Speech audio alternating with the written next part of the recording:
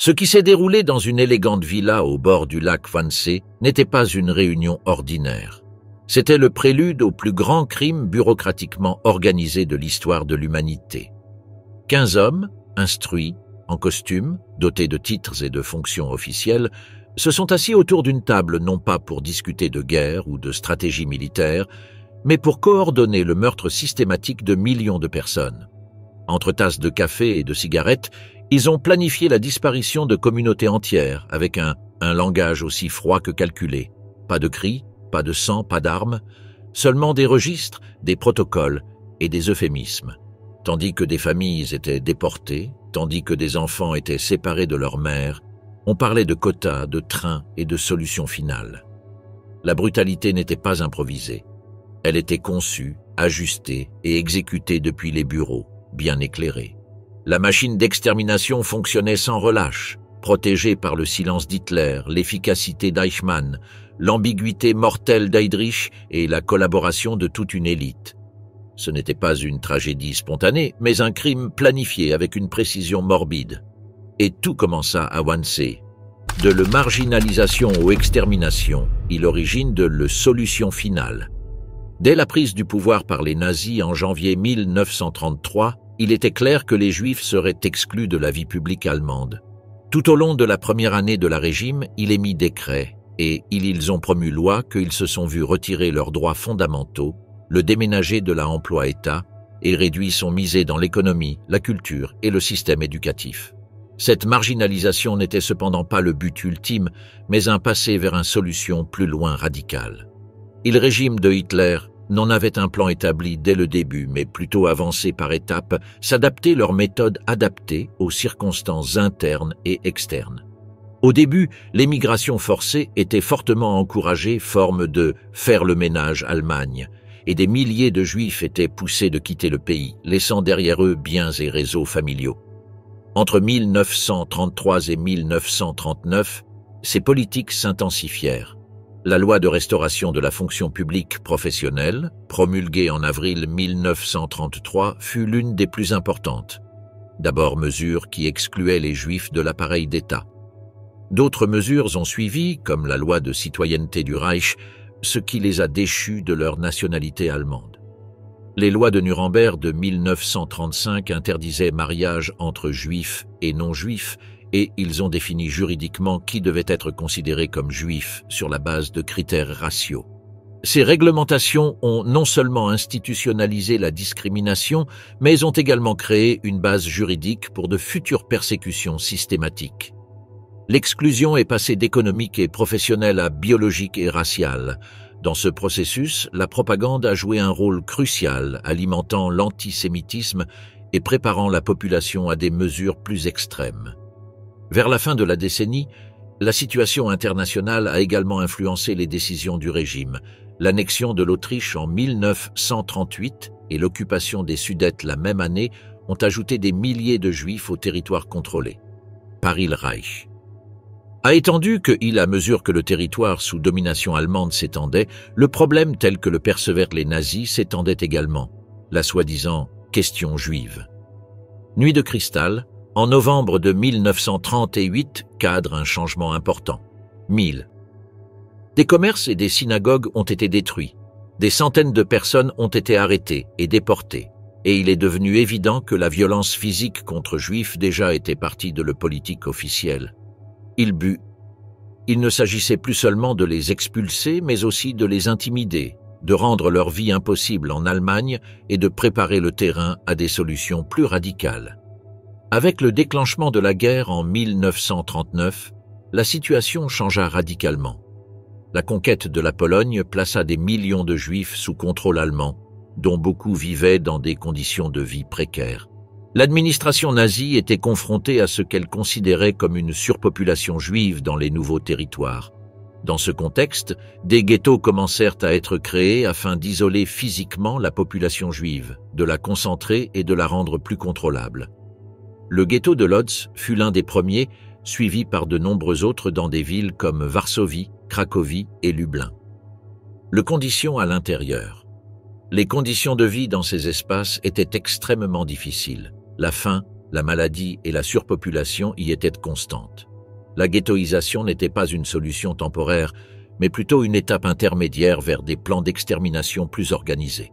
Parallèlement, les autorités nazies ont commencé à explorer différentes formes de traités, qu'ils continuèrent à appeler la question juive. Dans un premier temps, des solutions territoriales furent envisagées. Entre son mise en évidence, il appelait Plan Madagascar, que proposait expulser à Juifs européens sur cette île sous domination française. Cependant, l'avancée de la guerre et la résistance britannique ont rendu ce projet irréalisable. Malgré cela, l'idée d'une réinstallation massive est restée présente dans le discours officiel pendant un certain temps. En réalité, cette rhétorique a servi à masquer les véritables intentions du régime, qui penchait de plus en plus vers l'élimination physique. L'invasion de l'Union soviétique en juin 1940 a marqué un tournant décisif. Dès les premières semaines de l'opération Barbarossa, des unités spéciales SS, connues sous le nom d'Einsatzgruppen, ont commencé à exécuter de grands groupes de Juifs dans les territoires occupés. Ces unités, soutenues par l'armée régulière et des collaborateurs locaux, ont procédé à des exécutions massives dans les forêts, les ravins et les zones éloignées des centres urbains. Dans des villes comme Kiev, Minsk ou à Riga, des milliers de personnes furent systématiquement assassinées. À Babi Yar, par exemple, plus de 30 000 Juifs furent fusillés en quelques jours. Ces massacres n'étaient pas des actes improvisés, mais des opérations planifiées, soutenues par une logistique rigoureuse, et politique au plus haut niveau. À mesure que ces exécutions se multipliaient, il devint évident que l'élimination physique n'était plus une mesure exceptionnelle. Bien que les méthodes fussent rudimentaires et causaient une grande usure, entre le propre auteur, le but était clair, réduire drastiquement la présence juive à l'Est. L'idée d'une évacuation vers l'Est, fréquemment évoquée dans les documents officiels, servait de couverture à ces massacres. Dans de nombreux cas, les victimes étaient contraintes de creuser elles-mêmes leur tombe avant d'être fusillées. Les témoignages de survivants et les preuves recueillies après la guerre ont montré que ces actions étaient menées en toute connaissance de cause et avec l'approbation des autorités, du haut commandement nazi. L'extermination avait commencé avant de qu'existait une décision formelle et centralisée, comme celle qui serait prise plus tard. Parallèlement, les fondements idéologiques justifiant le génocide se développaient. Pour les idéologues nazis, les Juifs ne constituaient pas seulement un problème social ou politique, mais une menace existentielle. Les discours d'Hitler, d'Himmler et de Goebbels répétaient l'idée que la guerre ne prendrait fin que lorsque l'Europe serait débarrassée des Juifs. Cette rhétorique, loin d'être une propagande creuse, servait de cadre conceptuel pour légitimer les plus extrêmes. L'idée d'une guerre raciale est devenue un élément central de le récit nazi. Selon ce vision, non, il essayait seulement de gagner territoire, mais de purifier au continent contre ce qu'il considérait comme une menace biologique. Cette logique a inévitablement conduit à l'extermination comme seule solution définitive. Avant la conférence de Wannsee, dans janvier 1942, déjà un consensus régnait au sein des cercles dirigeants du régime. L'élimination des Juifs était une nécessité. Les premiers camps d'extermination commencèrent à fonctionner à l'Est, comme à Chelmno, où des camions-citernes à gaz étaient utilisés pour assassiner les prisonniers. L'expérience accumulée lors des campagnes de fusillade de masse servit de base à la mise en place de camps d'extermination. Une industrialisation du meurtre. Le besoin d'une plus grande efficacité a conduit à la construction d'installations permanentes avec chambres à gaz et crématoires. La solution finale. Elle n'est pas née d'un seul décret, mais d'une accumulation de décisions, de pratiques et de justifications convergeant vers un objectif unique. La réunion de Wannsee ne fut pas le point de départ du génocide, mais un moment de coordination entre différentes agences étatiques pour mettre en pratique ce qui avait déjà été décidé. Faisait dans différentes formes. Le bases idéologiques, les méthodes initiales de extermination et la machine administrative étaient déjà en marche. Wannsee a confirmé et officialisé un processus qui s'était développé pendant près d'une décennie, de la marginalisation initiale à l'élimination physique. La voie vers l'extermination était progressiste, bureaucratique et délibérée, sans besoin de grands discours publics, mais avec une efficacité paralysante. La transformation de l'antisémitisme en politique d'État a été constatée dans cette conférence son expression la plus claire. Heydrich et il chemin vers Wannsee, il architecte de la coordination. Reinhard Heydrich fut nommé en septembre 1939 à la tête du tout nouveau Bureau central de sécurité du Reich, connu sous son acronyme RSHA. Cette entité fusionnait la Gestapo, le SD et la Kriminalpolizei, permettant une centralisation sans précédent de l'appareil répressif du régime. Officiellement sous le commandement de Heinrich Himmler, mais opérationnellement entre les mains de Heydrich, le RSHA devint le noyau central de l'appareil de sécurité. Persécution raciale de le national-socialisme. Depuis son quartier général à Berlin, Heydrich consolida un réseau bureaucratique chargé de recueillir des renseignements sur la population juive, d'élaborer des politiques de ségrégation, de coordonner les déportations et de diriger des opérations d'extermination sélective dans les territoires occupés. Durant les premières années de la guerre, le système de ghettoisation, la surveillance permanente, l'organisation des transports et l'élimination physique qui s'ensuivit furent coordonnés depuis son bureau avec une efficacité administrative constante. Heydrich gagna du pouvoir à mesure que la guerre s'intensifiait et dans les étés de « en 1941 », il reçoit un ordre direct d'Hermann Göring qui officialise son rôle de principal exécuteur de la solution finale, question haricot. Le lettre, daté le 31 juillet de la même année, il lui accorda l'autorité pour conception et coordonner tous les mécanismes nécessaires à la mise en œuvre du plan en collaboration avec d'autres entités étatiques. Fort de cette base juridique, Heydrich assuma la direction opérationnelle de l'extermination et commença à planifier une réunion visant à unifier les efforts institutionnels autour de cet objectif.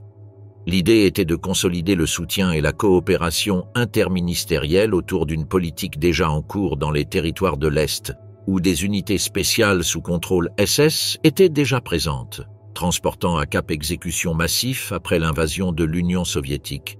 À l'automne 1941, Heydrich se consacra à la préparation d'une conférence avec des représentants clés de l'appareil politique, juridique et administratif de l'Union des républiques socialistes soviétiques. Reich.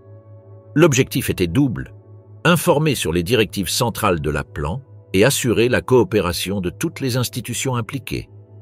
Conscient de l'ampleur et des conséquences considérables de cette opération, Heydrich opta pour un format fermé, contrôlé et administratif. Il choisit comme lieu de rencontre une villa confisquée à l'homme d'affaires juif Friedrich Minou, située au 56 à 58 am Großen Wannsee. En périphérie de Berlin, le lieu offrait intimité, tranquillité et symbolisme, un espace luxueux. Dans un cadre isolé où les décisions les plus importantes pouvaient être débattues avec un calme bureaucratique. Le choix de la villa n'était pas fortuit, mais s'inscrivait dans un style organisationnel qui évitait les tensions politiques internes grâce à une scénographie de professionnalisme technique. Le ton de l'événement devait être informel mais direct. Heydrich prépara les invitations longtemps à l'avance et envoya des ébauches du programme à ses plus proches collaborateurs. L'intention n'était pas de débattre du sens du plan, mais de le présenter, son mise en œuvre comme une ligne directrice déjà convenue au plus haut niveau. Parmi les participants sélectionnés figuraient des représentants des ministères de l'Intérieur, de la Justice, des Affaires étrangères, de l'administration orientale et de diverses branches de la SS. L'objectif était que chacun comprenne son rôle spécifique dans l'opération sans remettre en question le cadre général. La villa était aménagée pour la réunion dans les premiers jours de décembre, mais en raison de revers découlant de la situation militaire et de l'entrée dans guerre de États inscrits, le date originale était « La réunion fut finalement tenue le 20 janvier 1942.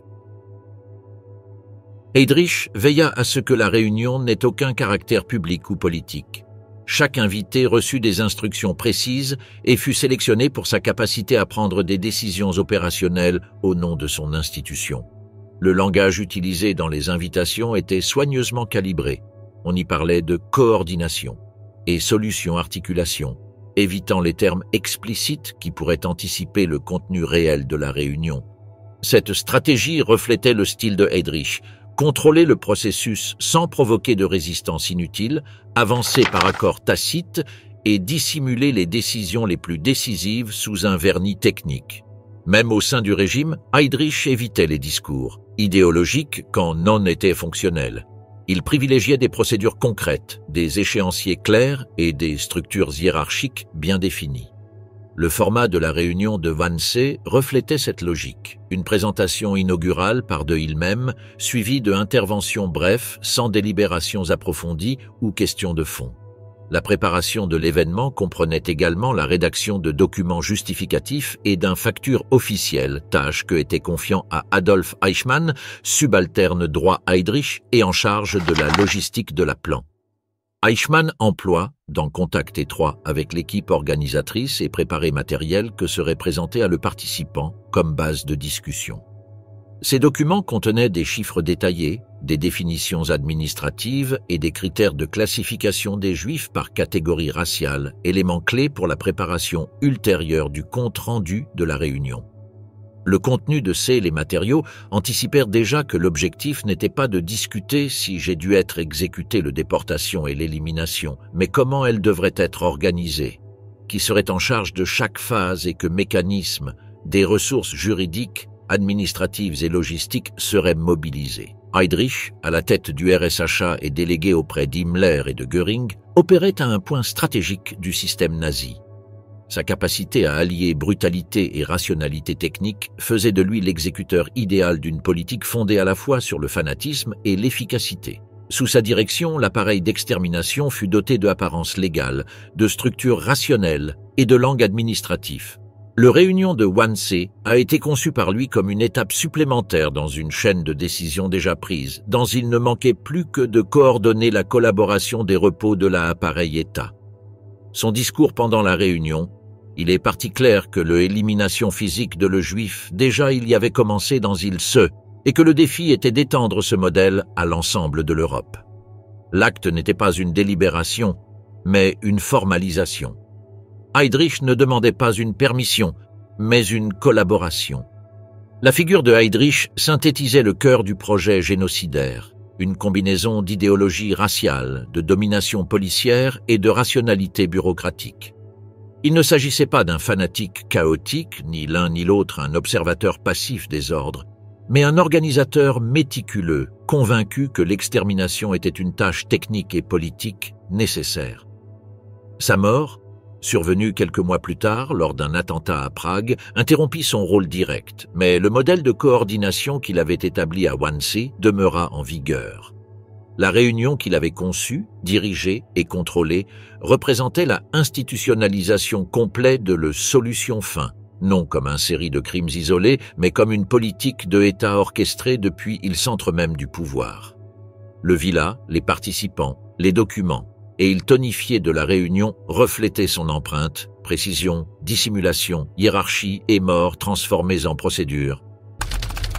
La villa et la liste. Qui a décidé de la mort de 11 millions? À la périphérie du sud-ouest de Berlin, sur les rives de la lac Wannsee, ils découvrirent un élégant manoir entouré de jardins et de quais privés. Ce bâtiment a été sélectionné comme le lieu d'une rencontre qui allait changer l'histoire européenne. Son choix n'a pas été fait au hasard. La tranquillité des lieux et son caractère réservé offrent le lieu parfait pour une conversation de hauts fonctionnaires de l'État et de l'appareil sécuritaire du Troisième Reich. La villa avait été réquisitionnée par les SS et était sous contrôle administratif de la service de sécurité. Son emplacement permettait aux participants d'arriver rapidement du centre de Berlin sans être exposés à l'agitation ni aux regards extérieurs. Le 20 janvier 1942, 15 hommes s'y réunirent pour coordonner les aspects techniques et administratifs de l'extermination planifiée de toute la population juive européenne. Il ne s'agissait pas de simples bureaucrates, ni l'un ni l'autre technicien agent sans peu de décision. Il s'agissait de personnalités clés de l'appareil d'État nazi. Des représentants de ministères, de services de police, de directions juridiques et de services chargés des relations internationales étaient présents, tous officiellement convoqués par le directeur du RSHA, Reinhard Heydrich. L'événement n'était ni public ni annoncé comme une réunion d'État. Il ne laissa pas non plus de traces immédiatement visibles. Cependant, il scella une alliance opérationnelle entre différentes sphères de pouvoir, ouvrant la voie à une politique systématique de meurtre de masse.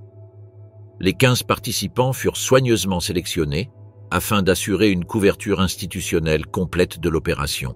De hauts fonctionnaires du ministère de l'Intérieur étaient présents, tels que Friedrich Wilhelm Kritzinger, secrétaire d'État et agent de liaison avec la chancellerie du Reich. Étaient également présents des juristes tels que Roland Freisler, secrétaire d'État au ministère de la Justice, qui présiderait plus tard des procès politiques. Dans le tribunal du peuple. Du ministère des Affaires étrangères est venu Martin Luther, une figure intermédiaire mais proche de Ribbentrop et avec une forte intérêt dans le politique égard à le juif déporté depuis pays alliés ou neutres.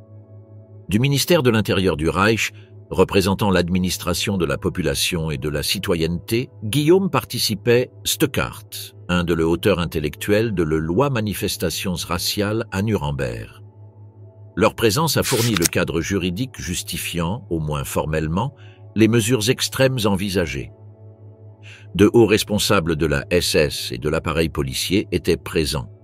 Reinhard Heydrich présidait la séance. Adolf Eichmann assuma les fonctions de secrétaire et fut chargé de rédiger le procès verbal. Était également présent Otto Hoffmann, directeur du Bureau central pour la race et la réinstallation, Rucha, et Gerhard Klopfer de la chancellerie du parti, chargé de la coordination des politiques raciales avec les autorités locales du NSDAP. Joseph Bühler, bras droit de Hans Frank et représentant de l'administration du gouvernement général polonais, était présent. Il prenait l'accélération des déportations vers les territoires occupés de l'Est. Ernst von Neurath, gouverneur de la protectorat de Bohême et la Moravie, envoya Rudolf Lange, commandant SS en Lettonie, et responsable de milliers d'exécutions comme délégué. Georg Leibrandt et Alfred Meyer représentèrent le ministère des Territoires de l'Est occupé, dirigé par Alfred Rosenberg. Tous deux soutinrent les opérations de nettoyage ethnique dans les régions soviétiques récemment conquises. D'autres participants, comme Karl Eberhard Schöngart, officier SS et chef du SD au sein du gouvernement général, et Heinrich Müller, chef de le Gestapo, garantit le contrôle opérationnel et répressif.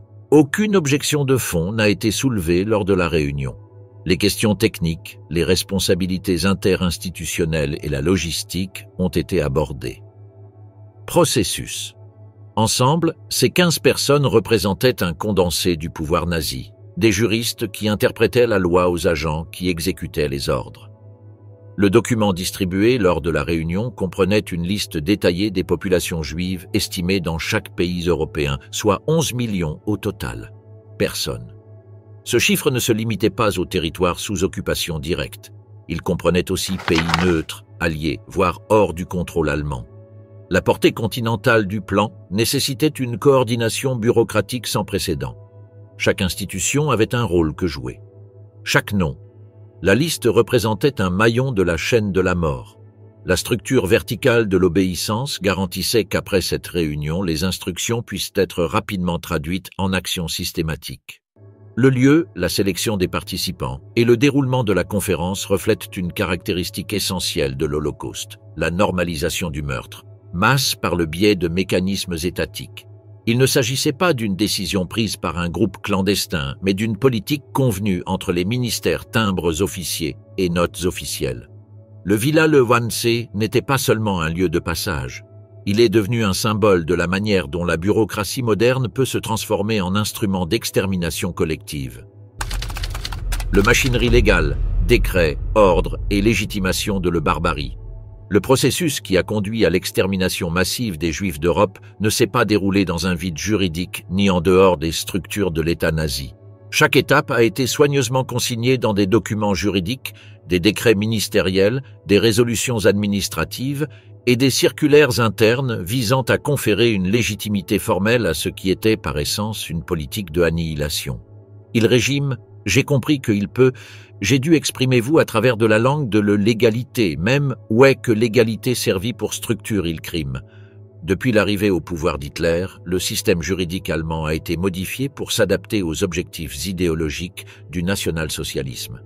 Les lois de Nuremberg de 1935 ont marqué un tournant, redéfinissant la citoyenneté allemande et interdisant les mariages entre juifs et non-juifs.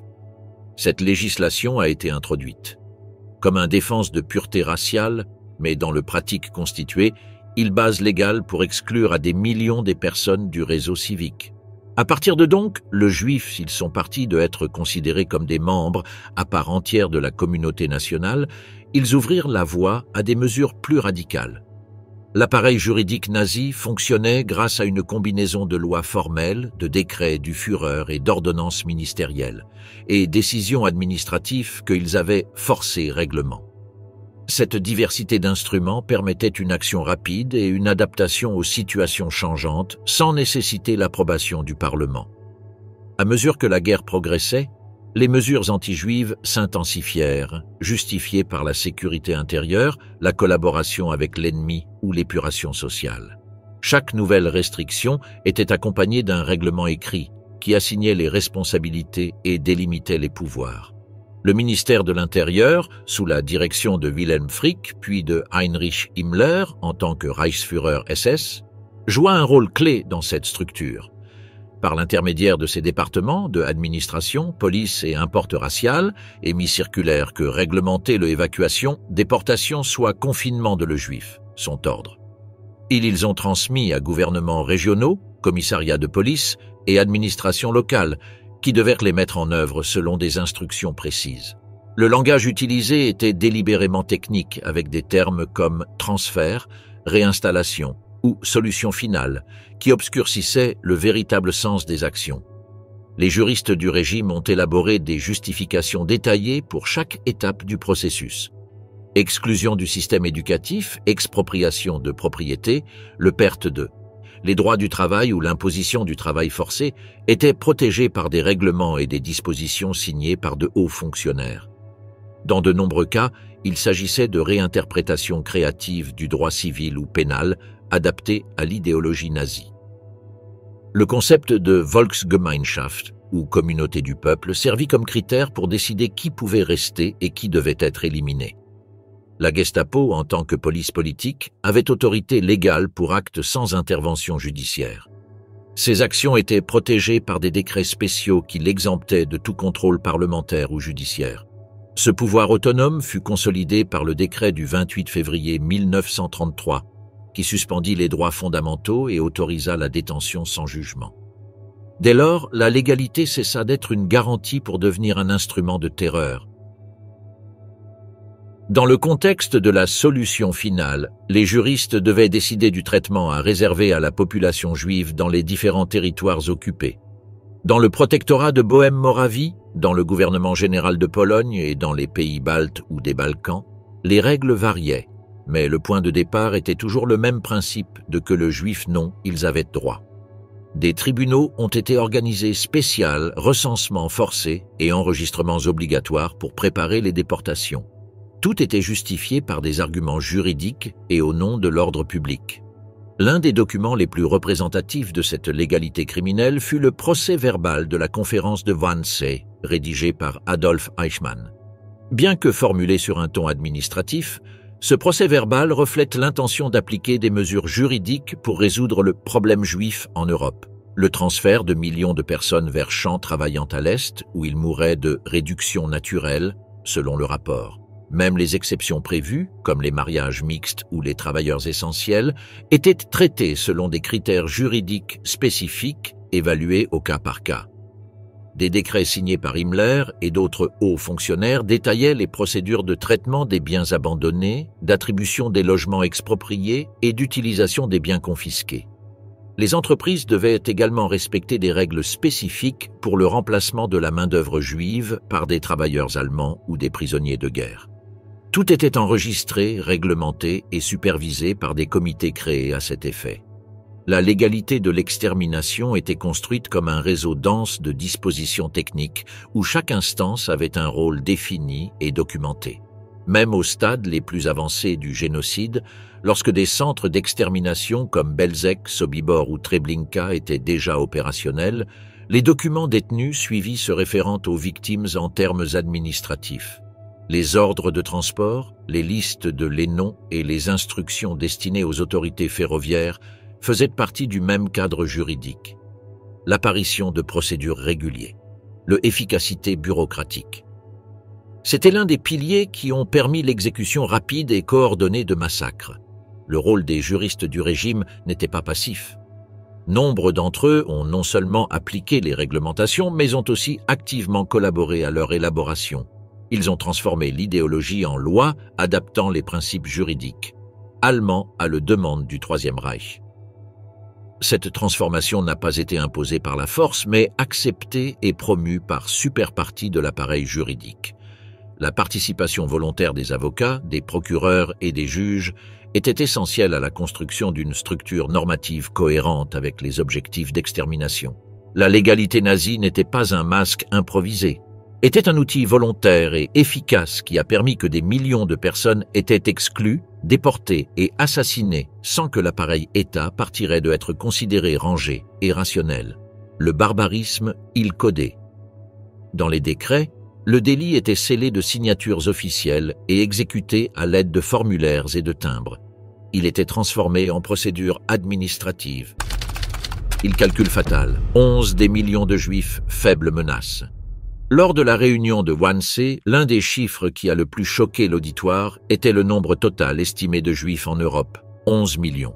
Ajout, elle n'est pas née de manière improvisée, mais est le fruit d'un travail préalable de compilation, de classification et d'analyse démographique mené par le bureau d'Adolf Eichmann. La liste présentée reflète non seulement le montant de personnes que vécut dans les territoires sous le contrôle du Troisième Reich, mais aussi dans ce zone toujours par la conquête. La carte des persécutions n'avait pas de frontières géographiques fixes. Elle s'étendait des pays occidentaux comme la France, la Belgique et les Pays-Bas, jusqu'aux confins les plus orientaux de l'Europe, y compris les régions de l'Union soviétique encore en conflit. On y trouvait également des Juifs des Balkans, du protectorat de Bohême-Moravie, de Hongrie, de Roumanie et même de Turquie, bien que cette dernière ne fût pas encore directement impliquée dans la guerre. Des chiffres étaient même mentionnés pour les pays neutres ou non occupés tels que la Suisse, l'Irlande, l'Espagne, la Suède et la Grande-Bretagne. Pour chacun de ces lieux, la liste indiquait un nombre précis de personnes à traiter, selon le langage administratif utilisé lors de la réunion. Eichmann était chargé de lire ce document aux personnes présentes. La liste était organisée par pays et détaillait avec précision le montant de Juifs que vécut dans chacun d'entre eux. France, par exemple, apparut avec autour de 800 000, le pays faible avec plus de 150 000 hommes, et l'Allemagne, y compris l'Autriche et les Sudètes, avec plus de 130 000 hommes. Le chiffre total s'élevait à plus de 11 des millions de personnes, divisées par nationalité, lieu de résidence et, dans certains cas, par degré de métissage, conformément aux lois raciales de l'époque. L'inclusion des Mischlinge, personnes d'origine juive partielle, faisait également partie du calcul, même si leur sort précis devait encore être discuté à d'autres niveaux. Cette classification reflétait non seulement une politique d'extermination physique, mais aussi un projet de épuration raciale complet. Non, il essayait pour éliminer les ennemis politiques ou les individus dangereux, mais pour supprimer toute empreinte digitale biologique qui remettait en cause la pureté de la Volksgemeinschaft, la prétendue communauté ethnique allemande. Le document lu par Eichmann servit aussi comme base technique pour l'exécution de la solution finale. Ces chiffres permettaient d'estimer le nombre de trains nécessaires, les ressources logistiques requises et la capacité des camps d'extermination. Chaque chiffre représentait une opération spécifique, un calendrier de déportation, un nombre de baraquements, et chambres à gaz qui devaient être construites ou agrandies. Le rôle d'Eichmann n'était pas seulement celui d'un bureaucrate organisant les documents, mais celui d'un opérateur central, qui reliait les décisions politiques aux structures physiques de la mort. La présentation de ces statistiques a non seulement démontré l'ampleur du projet, mais a également légitimé la mise en œuvre de cette mesure, en lui donnant une apparence technique et rationnelle, n'a pas été un débat sur la nécessité de la mettre en œuvre, mais sur la manière de la réaliser le plus efficacement possible. La statistique de 11 millions n'était pas un chiffre symbolique, c'était une feuille de route. Un de aspect que plus loin appelle l'attention de la liste présentée est que beaucoup de les pays mentionnés toujours n'en étaient faible contrôle allemand. Sans embargo, était compris comme « ouais », sa conquête était imminente. Ce détail révèle que la solution finale n'était pas une réaction improvisée à l'escalade du conflit, mais un plan structuré aux ambitions continentales. L'inclusion de Juifs britanniques ou espagnols dans il compte non. Ce n'était pas une erreur, mais une déclaration implicite selon laquelle si la guerre s'étendait, eux aussi seraient visés par l'appareil d'extermination. La persécution répondait non seulement à des critères de sécurité militaire ou d'occupation territoriale, mais à une logique idéologique qui n'admettait aucune exception. Pour les participants à Wannsee, l'existence de Juifs, où que ce soit en Europe, était un problème à résoudre définitivement. La présentation de ces chiffres avait également un but persuasif. En montrant l'ampleur du défi, Heydrich et ses collaborateurs cherchaient à susciter un sentiment d'urgence parmi les ministres présents. Le problème n'était pas négligeable, ni l'un ni l'autre local. Il essayait de des millions de personnes, réparties dans des dizaines de juridictions sous différentes lois, avec différentes nationalités. L'objectif de Heydrich était que toutes les institutions impliquées comprennent la nécessité d'une coordination complète, sans obstacle ni retard. L'ampleur du plan justifiait, aux yeux des organisateurs, la nécessité d'une agissant selon des procédures exceptionnelles, en dehors du cadre juridique habituel. Dans ce contexte, le chiffre de 11 millions constituait également un argument en faveur de la centralisation des décisions, de la réduction des formalités administratives et de l'accélération des processus. Outre l'impact numérique, List avait un contenu symbolique. Cela a montré le désir de contrôler tous les aspects de la vie et de la mort d'une population entière. Non, peu importait que l'on vive à Paris ou dans un village de l'Est de la Pologne. Ouais, son origine. La famille, classée dans les catégories ennemies, était dans le collimateur de l'appareil d'État. La classification par pays, qui peut sembler un simple outil technique, était en réalité, il s'agissait d'un instrument de déshumanisation. Chaque chiffre transférait les personnes de leur véritable identité à une position statistique, facilitant ainsi leur disparition au sein d'une opération présentée comme nécessaire, inévitable et rationnelle. Le chiffre total, dans sa froideur, masquait le caractère délibéré et planifié du crime. L'utilisation de ces données démographiques permettait également de progresser dans la coordination interministérielle. Chaque chiffre impliquait un réseau de responsabilités partagées. Le ministère de l'Intérieur devait collaborer pour définir qui était considéré comme juif. Le ministère de la Justice devait veiller au respect des dispositions raciales. Le ministère des Transports devait faciliter les transferts. Le ministère des Affaires étrangères devait négocier avec les gouvernements alliés ou fantoches pour mettre en œuvre les politiques correspondantes. La liste de 11 des millions, non, était seulement un photographié de la présent, mais un schème opérationnel pour le mois et année suivants. Chaque doublé de la document représentait une décision qui devait être exécutée par un bureau, un fonctionnaire, un service. L'implication n'était pas vague, mais précise. Le montant final, lu à voix haute, colline un scène de préparation et a laissé place à une machinerie qui n'avait plus de marche arrière. Le machine de la extermination, coordination ministérielle et opérationnelle.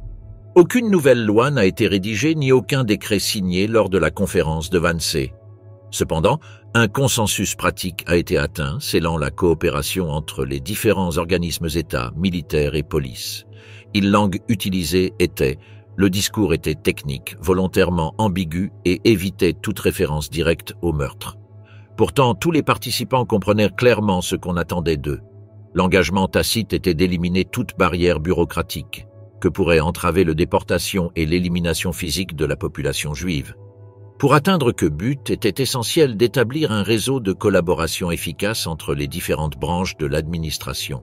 Heydrich a profité de cette réunion pour réaffirmer son leadership dans le politique racial. Bien qu'aucun détail technique n'ait été abordé concernant champ soit exécution, a été laissé à établir que le bureau principal de la sécurité du Reich, dont il dirigeait, serait l'entité chargée de coordonner l'ensemble de l'opération. Des représentants des ministères de la Justice, de l'Intérieur, des Affaires étrangères, des Transports et d'autres acceptèrent cette structure hiérarchique. Au lieu de friction, des dispositions explicites prévoyaient un soutien. Chacun savait que l'élimination des Juifs exigeait une synchronisation totale. Trains à horaires précis, formulaires juridiques, registres de population et une logistique implacable, de l'identification à la destination finale dans les centres d'extermination. Le ministère de l'Intérieur joua un rôle central. Sa responsabilité était considérable. Il devait fournir les données nécessaires à la localisation des Juifs sur le territoire du Reich, y compris ceux mariés à des non-juifs, temporairement exemptés ou de statut mixte. Il devait également harmoniser les définitions raciales et appliquer règlements. Cela permettrait d'identifier clairement les cibles de l'opération. Sans ces registres actualisés et précis, l'appareil administratif ne pourrait pas fonctionner. Même parallèlement, il lui fallait coordonner ses efforts avec les autorités locales pour préparer les déportations sans susciter de résistance au sein de la population allemande. La discrétion et l'apparence de l'égalité étaient essentielles au maintien de la stabilité sociale pendant la mise en œuvre du plan. Le ministère des Transports avait une mission tout aussi cruciale. Les déportations massives nécessitaient des wagons, des gares, des horaires et des itinéraires libres de toute contrainte. Interférence.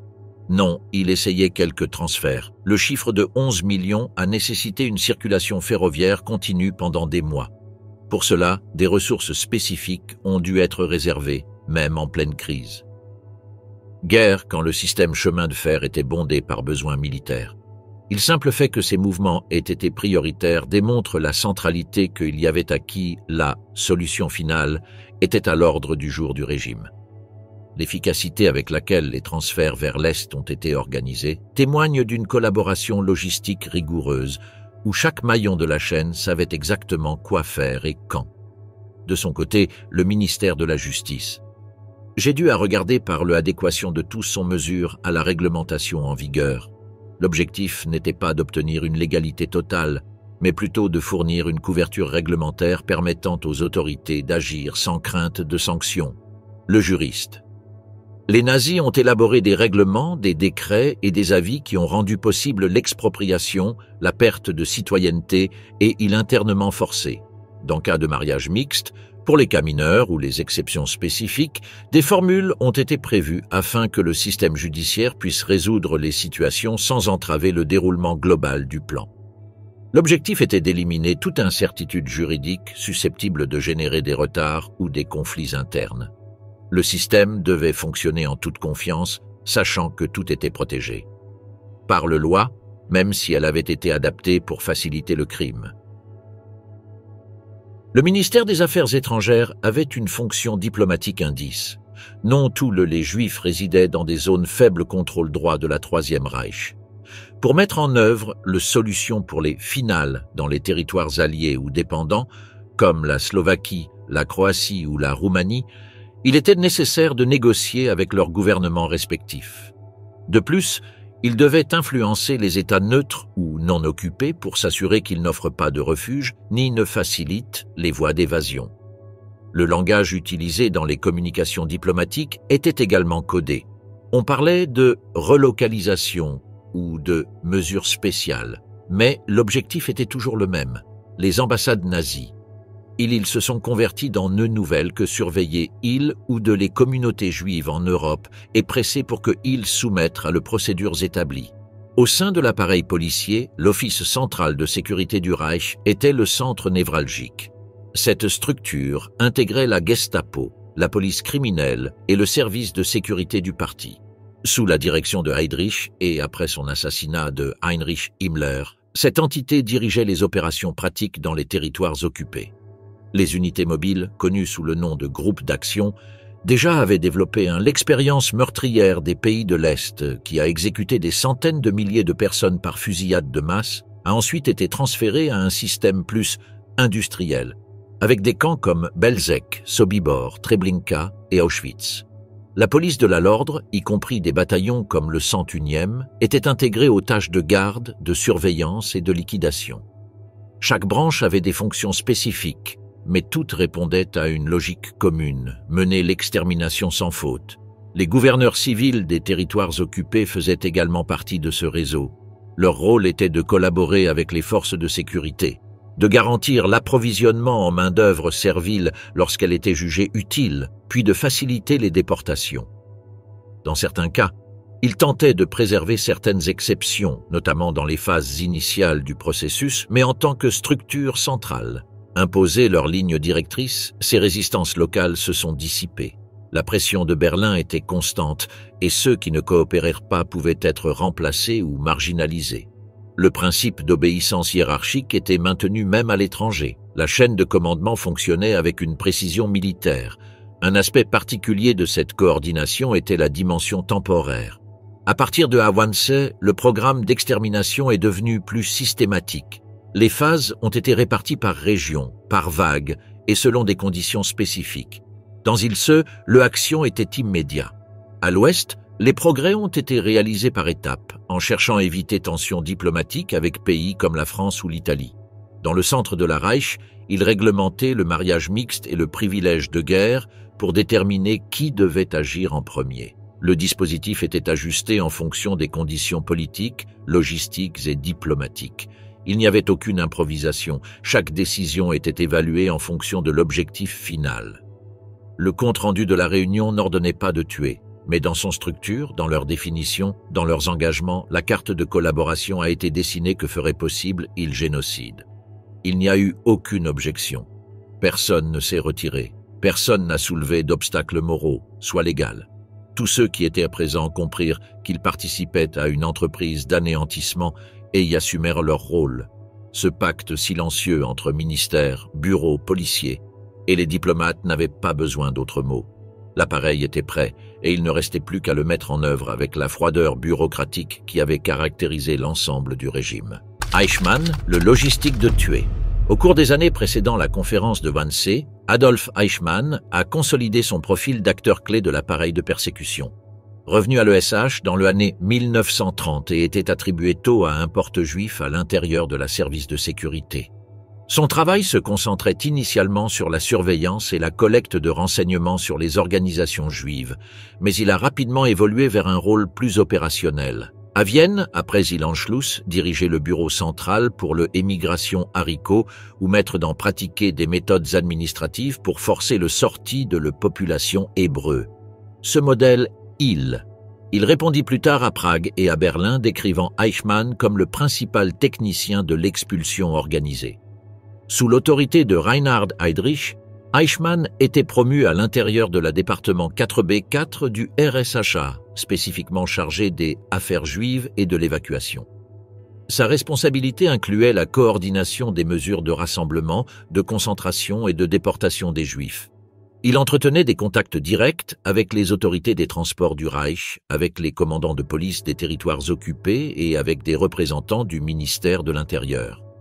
Dans les mois précédant la réunion de Wannsee, il y avait participé aux déportations d'Allemagne, d'Autriche et de Tchécoslovaquie vers le ghetto de Łódź et d'autres villes du gouvernement général. Il participa également aux premières fusillades de masse à l'Est, collaborant avec les chefs des Einsatzgruppen dans les régions conquises par la Wehrmacht. Lors des préparatifs de la conférence, Eichmann fut l'exécutif de Heydrich. Il était chargé de la rédaction des rapports, de la compilation des données et de l'organisation des conférences, démographie et assurer la communication avec les différentes institutions concernées. Son bureau était celui qui calculait et structurait la liste des Juifs européens par pays, qui serait ensuite présentée à la réunion avec des chiffres précis qui incluaient les territoires non encore conquis. Eichmann supervisa la logistique de l'appel, il occupait de l'impression de le document et de la distribution du compte-rendu après la réunion. Après la réunion, il lui fut ordonné de mettre en œuvre les accords adoptés à Wannsee. Il le fit sans déroger à son rôle technique et administratif. Sa fonction était axée sur l'organisation systématique des trains transportant les déportés des villes vers les camps d'extermination. Il coordonnait avec la Deutsche Reichsbahn la disponibilité des wagons et l'attribution des itinéraires et horaires et la notification aux autorités locales pour le rassemblement des personnes. Il supervisait personnellement les détails de chaque convoi, notamment le nombre de déportés, le point de départ, la destination finale et la durée estimée du trajet. La mise en œuvre du transport vers Belzec, Sobibor, Treblinka, puis Auschwitz était gérée. Faible son supervision directe. Ce travail nécessitait un contact constant avec les responsables du camp qui rendaient compte des capacités disponibles, des besoins logistiques et des délais de réception des nouveaux chargements humains. Eichmann entretenait une relation fonctionnelle avec Heydrich jusqu'à son mort en 1942, puis devint directement dépendant de Heinrich Himmler.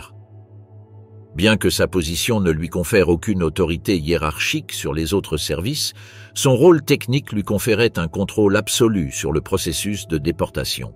Il était responsable devant le directive supérieur et le traduit dans horaire, forme, ordre de transport et coordination multilatérale. Malgré leur faible rang officiel, leurs décisions ont directement affecté le sort de millions de personnes. Son style IL caractérisé par il respect de la procédure, neutralité dans l'exécution et absence de remise en question morale dans leurs actions.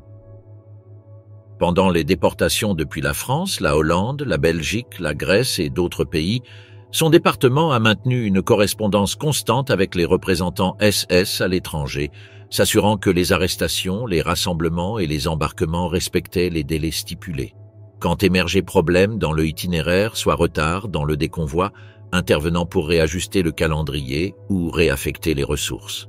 Il collabora également à la mise en place de points de transit tels que Drancy, Malines et Westerbork, d'où les Juifs étaient envoyés vers les camps de l'Est. Son misère non illimité au transport, mais plutôt englobait aussi la documentation légale que autorisait la déportation, l'accord avec gouvernements alliés, soit collaborateurs et la communication systématique des chiffres à ses supérieurs. Eichmann accomplit sa tâche sans se présenter comme l'auteur d'une politique, mais plutôt comme son exécuteur méticuleux. Il ne rédigea pas d'ordre suprême, ni ne proposa l'extermination. Mais il était chargé de veiller au bon déroulement de chaque étape technique. Il préparait des rapports statistiques, mettait à jour des listes et veillait à ce que le flux de population coïncidait avec la capacité des centres de mise à mort. Sa maîtrise du détail, son style documentaire et son respect de l'ordre administratif ont fait de lui un rouage irremplaçable dans la machinerie de l'État. Solution finale ? De Wannsee à Auschwitz, l'exécution de la solution finale. Après la réunion de Wannsee, le système d'expulsion de Juifs européens. Il a accéléré et a été structuré en phases bien définies. La machinerie administrative et opérationnelle Putting. La responsabilité de la mort fut transférée à une chaîne de décision, d'ordre et d'exécution qui se déroulèrent méthodiquement. La première étape fut la concentration. Les ghettos établis dans les villes polonaises comme Varsovie, Łódź et Cracovie devinrent des dépôts humains où il isolait à communauté entière ou attendait de son transfert. Son zone fermée, gardée et surveillée servit comme point de départ des transports de masse gérés par les autorités du Reich. Dès le début de l'année 1942, des trains de marchandises furent organisés pour transporter les personnes des ghettos vers les camps d'extermination. Le Bureau central de sécurité du Reich, faible le surveillance de Adolf Eichmann, coordonnait les déplacements de milliers de personnes chaque jour. Chaque convoi nécessitait une planification détaillée, de la demande de wagons au chemin de fer allemand à la coordination avec les autorités locales qui devaient être préparées à le déporter. Dans beaucoup de cas, il comprit une présélection. Les personnes âgées, les jeunes enfants et les personnes inaptes au travail furent envoyées dans les premiers groupes, leur élimination immédiate étant prioritaire dès leur arrivée. Le camp de Chelmno commença à fonctionner en décembre 1941 avant de la conférence, mais était après elle que sont utilisés systématisés. Dans les semaines suivantes, ils ont mis dans opération Treblinka, Sobibor et Belzec, tous ils conçus exclusivement pour l'élimination physique des déportés. Contrairement à Auschwitz, ces centres n'étaient pas conformes fonction-travail, mais que étaient conçus comme destination finale. Les victimes étaient menées directement depuis le wagon vers le caméra de gaz et les corps étaient incinérés ou enterrés dans des fosses communes. Le flux constant de trains nécessitait une organisation évitant les interruptions. Des quotas régionaux furent donc établis pour les pays occupés, y compris les pays faibles, France, Belgique, Slovaquie et Grèce. La collaboration des gouvernements alliés ou fantoches du Reich fut essentielle. En Slovaquie, les déportations commencèrent en mars 1942 avec l'aide du gouvernement local. En France, la police française participa activement aux rafles. Aux Pays-Bas, enregistrement civil et l'efficacité bureaucratique facilitaient le identifiant de les Juifs.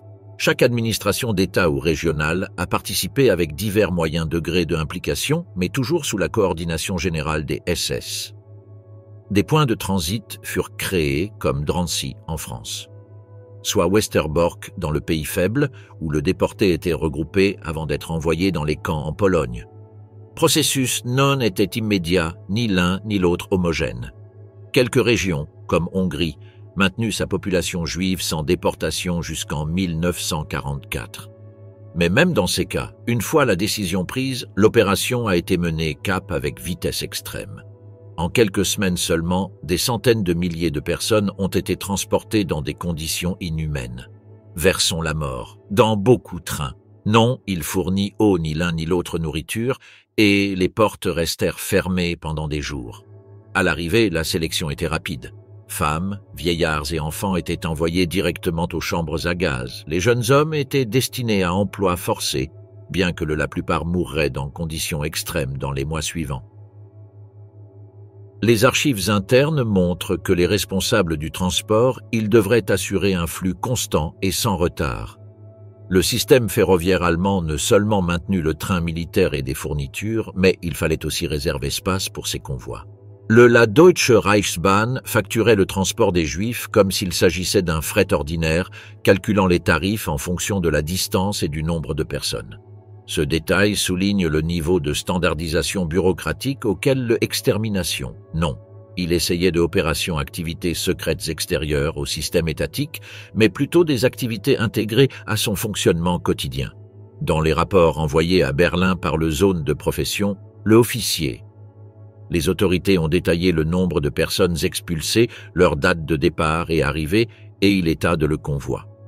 La régularité de ces rapports a permis aux autorités centrales d'ajuster les itinéraires, planifier de nouvelles actions et résoudre les goulots d'étranglement logistique.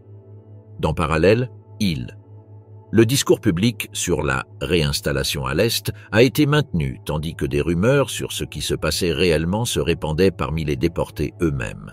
Cependant, la désinformation et peur a rendu les choses difficiles n'importe lequel endurance organisée. Les témoignages indiquent, même lorsqu'ils montaient à bord des trains, beaucoup pensaient qu'ils allaient travailler dans une autre région et non dans un centre d'extermination. Auschwitz-Birkenau. Elle convertit dans une majeure destination de le transport massif à partir de 1943. Sa capacité d'extermination et la combinaison du travail forcé et de l'élimination immédiate en firent le cœur de la phase la plus industrielle du processus. Des convois venus de toute l'Europe y étaient accueillis. La rampe de sélection, le caméra, les fours à gaz et les crématoires fonctionnaient en permanence. Des Sonderkommando, des groupes de prisonniers forcés de participer aux opérations, étaient utilisés pour déplacer les corps et faire le ménage, l'installation. Son existence échantillon le niveau de contrôle absolu que s'est déroulé dans les campagnes et le degré de déshumanisation a atteint son paroxysme. Le recours au ghetto a diminué, étendu qu'ils se sont vidés. Dans quelques cas, comme dans le ghetto de Varsovie, des émeutes éclatent en réaction à l'annonce de nouvelles déportations. La réponse fut violente et décisive. Les ghettos restants furent liquidés, leurs habitants relogés ou assassinés sur place. La phase finale du processus d'extermination ne nécessitait plus ces concentrations urbaines. Tout le système orienté vers la disparition totale des communautés juives par la déportation directe vers le meurtre. Il en résulta un réseau d'extermination qui s'étendit à toute l'Europe. De Lisbonne à Kharkiv, d'Oslo à Thessalonique, des trains chargés de personnes parcoururent des milliers de kilomètres. La réunion de Wannsee ne fut pas un point de départ, mais une étape clé dans la consolidation d'une structure déjà opérationnelle. Mais c'est à partir de ce moment que l'extermination devint une réalité, dans un politique de État complètement coordonné. La discipline technique, la division du travail et l'efficacité administrative dissimulaient la criminalité sous un semblant d'ordre. Des millions de personnes furent transportées comme des marchandises vers des centres où la mort régnait. Était la seule destination prévue. Chaque ghetto, chaque train, chaque fonctionnaire et chaque signature sur un document était reparti d'un chêne qu'il a pris à cap il meurtre plus loin, revue systématique de l'histoire moderne. Le manquant nécessaire, il silence de Hitler et le absence de Himmler. Le matin du 20 janvier 1942, Reinhard Heydrich ouvrit la conférence de Wannsee sans que le nom d'Adolf Hitler n'apparaisse dans l'appel ni dans le compte-rendu officiel des débats. Le chef du régime il n'était pas là, mais sa présence se faisait sentir dans chaque phrase et chaque proposition. L'appareil d'extermination était déjà à l'œuvre dans les territoires de l'Est, et la réunion de ce matin-là avait comme le but était d'affiner la coordination technique. Cependant, l'absence officielle d'Hitler était délibérée. Aucun ordre écrit, aucune signature, aucun discours explicite n'approuvait clairement la politique d'extermination totale, mais tous ceux présents savaient qu'il s'agissait du mandat suprême. La stratégie de non, partir constance directe de la décision plus loin compromettant, non, c'était nouveau. Dès le début du conflit, l'entourage d'Hitler opérait selon une logique d'interprétation proactive de ses souhaits. Une phrase générale dans une conversation ou une allusion indirecte suffisait à inciter ses subordonnés à prendre des mesures extrêmes. Cette ambiguïté calculée créait un système de responsabilité partagée, où chaque échelon menait des actions meurtrières sans instruction officielle. À Wannsee, Heydrich se présentait comme une figure d'autorité. Par il Führer pour plomb le solution de fin, mais non contribuait aucun document ni ordre spécifique. Himmler n'était pas non plus présent à la villa au bord du lac. En tant que Reichsführer SS, il avait consolidé l'appareil policier visant à le groupe d'intervention et contrôler le camp de concentration. Son absence suivait le même schéma. Maintenir une distance opérationnelle avec les détails de la logistique tout en déléguant l'organisation directe de la génocide. Sans embargo, le rôle de Himmler dans l'extermination était central. Depuis il commençait de l'invasion de l'Union soviétique, les unités mobiles sous son commandement exécutaient à des centaines de milliers de personnes dans les zones conquises. Le passage de la répression à l'anéantissement systématique avait déjà eu lieu des mois avant la conférence. Heydrich était la figure visible d'un programme exigeant de multiples niveaux de collaboration. Leur mission était d'officialiser un consensus bureaucratique visant à éliminer tous les Juifs d'Europe. L'absence d'Himmler à Wannsee ne signifiait pas un désintérêt, mais plutôt une manœuvre pour consolider son propre position comme exécuteur indirect. Dans le mois auparavant, avait tenu des réunions avec Hitler dans le que ils se sont disputés sujets liés à la réinstallation, à la sécurité dans les territoires occupés et aux problèmes juifs, bien qu'aucune source ne fournisse de preuves écrites de décisions spécifiques. Système. Elle s'appuyait sur la libre interprétation des attentes des dirigeants.